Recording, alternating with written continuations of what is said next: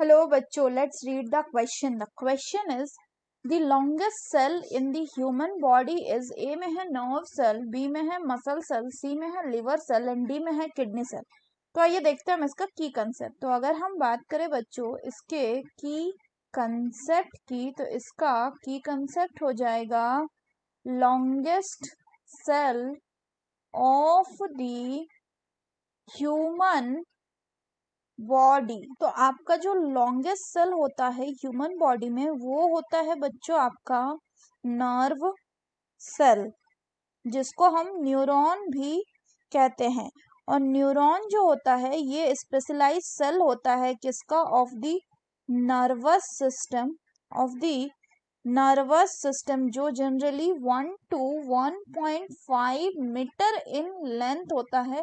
इतना बड़ा ये होता है. और इसका मेन काम होता है क्या, इसका मेन काम होता है कंडक्शन करना. किसका, कंडक्शन ऑफ इम्पल्सेस, या हम बोल सकते हैं सिग्नल्स.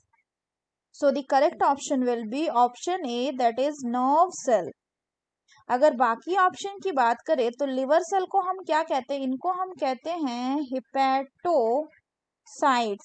और ये लिवर में प्रेजेंट होता है. जनरली ये स्टोर करके रखता है प्रोटीन मॉलिक्यूल को. मसल सेल की बात करें तो मसल सेल को हम बोलते हैं मायोसाइट्स. और जनरली ये प्रेजेंट होता है in case of the cardiac muscle, यानी हम बात कर रहे हैं हार्ट के मसल की. और ये प्रेजेंट हो सकता है in smooth muscle, smooth muscle. Generally ये मेडिएट करता है मसल कॉन्ट्रैक्शन को. अगर हम किडनी सेल की बात करें तो किडनी के जो सेल्स होते हैं वो सर्टेन टाइप ऑफ सेल्स होते हैं, लेकिन मेनली जो किडनी के सेल्स होते हैं वो बने हुए होते हैं किसके, they are mainly formed from the simple cuboidal epithelium. और मेनली इनका फंक्शन होता है क्या, osmoregulation and excretion. So that's all for the question बच्चों. Hope you understood it well. Best of luck.